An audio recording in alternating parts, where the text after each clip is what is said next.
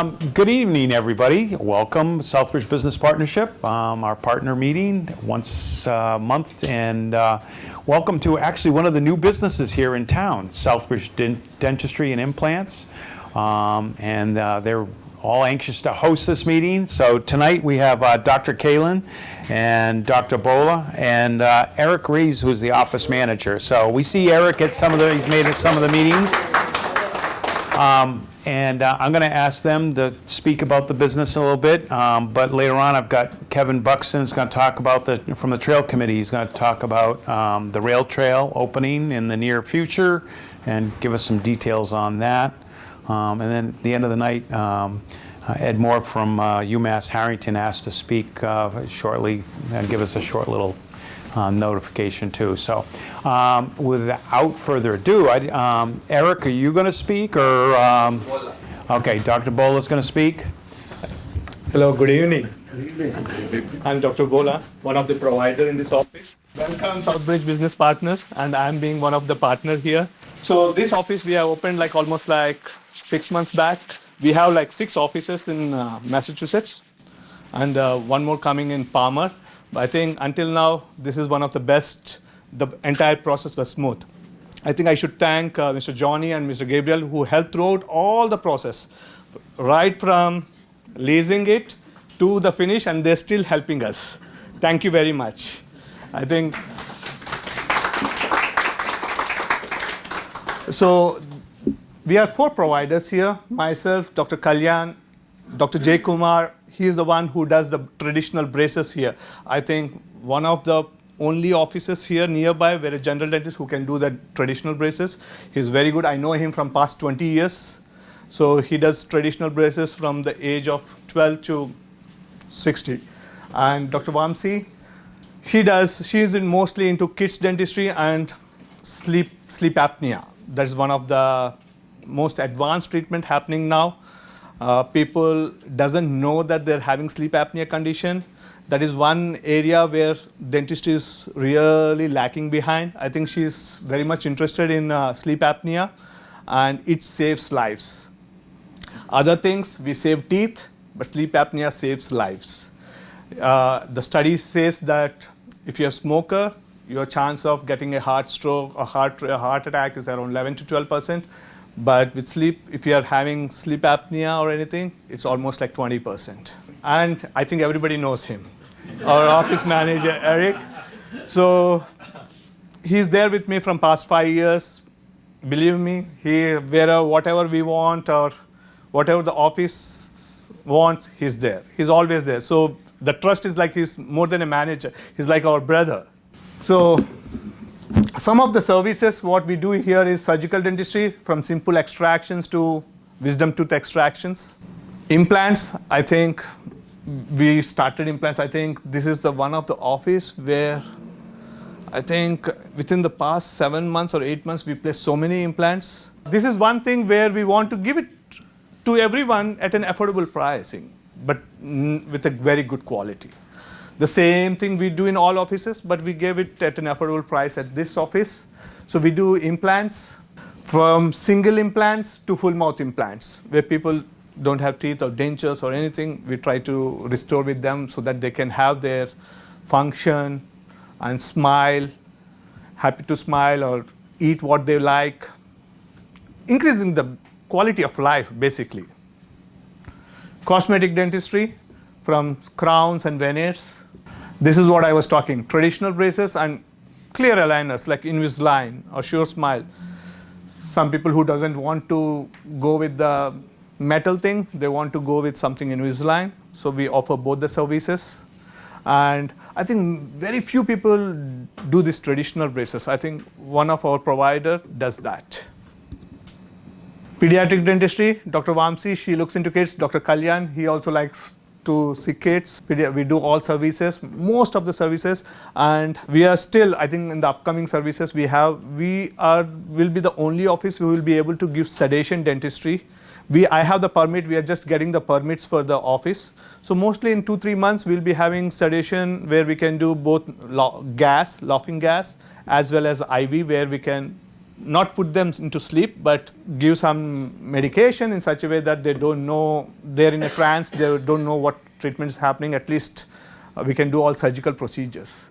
Root canal treatments, Dr. Kalyan does that. So basically what we are trying to do is one stop for all services. We have 4 different providers. Each one is specialized in something. So we do root canals. So if a patient comes, most of the time, 95% of the time, we will be able to handle it in-house, unless it is where it's required a medical attention, where a hospital-based treatment is required. Only those situations we need to refer to the hospital-based or a oral surgeon or something like that. Yeah, I was talking about sleep apnea. This is one of the new treatment what we are offering.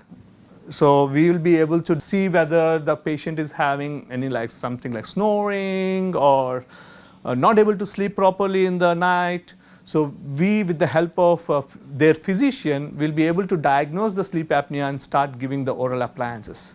This is one procedure where I will say saves lives. So as I was talking about the upcoming services, sedation dentistry, this is one I think many people who are scared of dentists or fear of dentists. Okay. So we are trying to offer both laughing gas and as well as IV sedation in-house here. I think should be there in the next 2 to 3 months once we get all the permits done. So we should be able to offer. And yes, I will have to talk about Botox, both therapeutic, people who are having grinding, a lot of grinding, muscle pain, TMJ pain. So one more provider is joining us only for this Botox. So we'll be able to treat all the therapeutic as well as somebody who wants the wrinkles not to be seen. We can do that also. Technology-wise, technology is pushing so fast, we are not left behind. We have all the technology. We have a CBCT, which helps in scanning, 3D scanning of anything. Like if we have to see, we are not only seeing 2-dimensional, but we are seeing 3-dimensional. So in that way, we are able to diagnose even better. For all the implants we place, we do a CBCT. Then we have scanners. Gone are the days where we make impression. We still make impressions for some cases, but we have an intraoral scanner. We just scan all the teeth and send all the digital files to the lab and get it done as fast as possible. So thank you for all giving me this opportunity to talk about our business. And I think, yeah, we can, I think whenever we get a chance of hosting it, we're always willing to do that. Thank you very much. Thank you, everyone.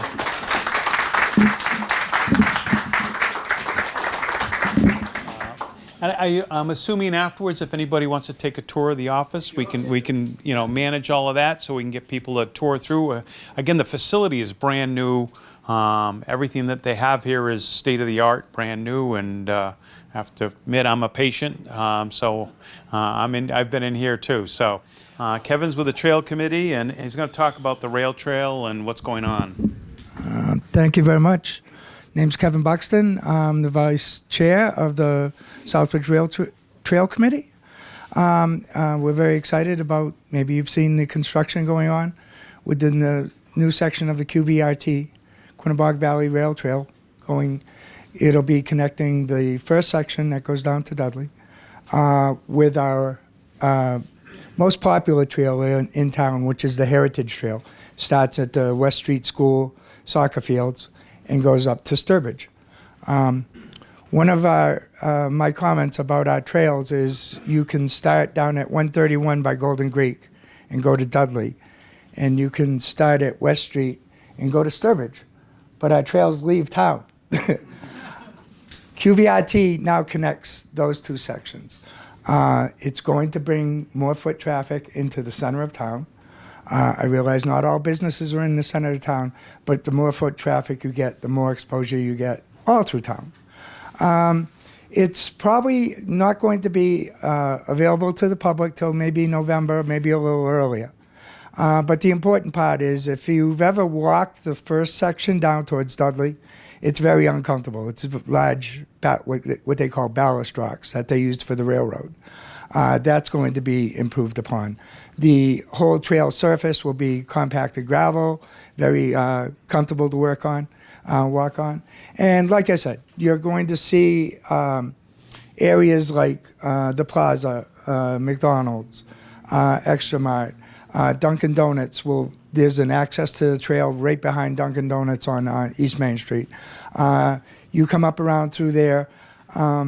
You're going to have to leave the trail at the AO parking lot, and because we don't have, you can walk out to the Rotary. There'll be an overlook, but if anybody in the room would like, it's about a $2.5 million bridge that we need to go across the gap.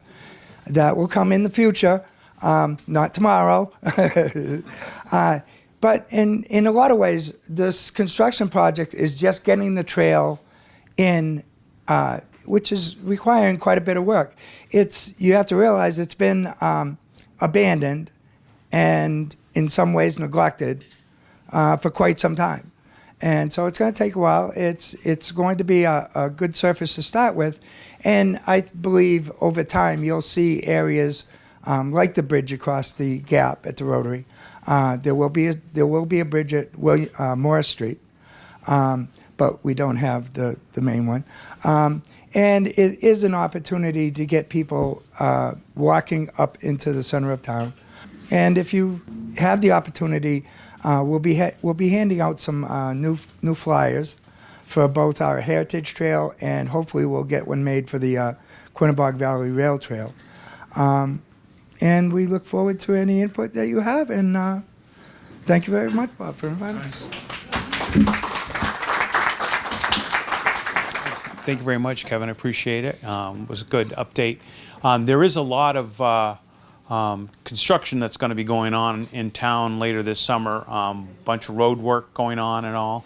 And the rail trail is still one of those things that's happening while all this stuff is going on. East Main Street's only the start. There's going to be a bunch more going on, so we all need to be aware of that. So I have Ed Moore, who had asked to speak as well. Good evening, everyone. Thank you for having me tonight, Bob, for this. And I just want to make a couple of quick comments. I really won't be long.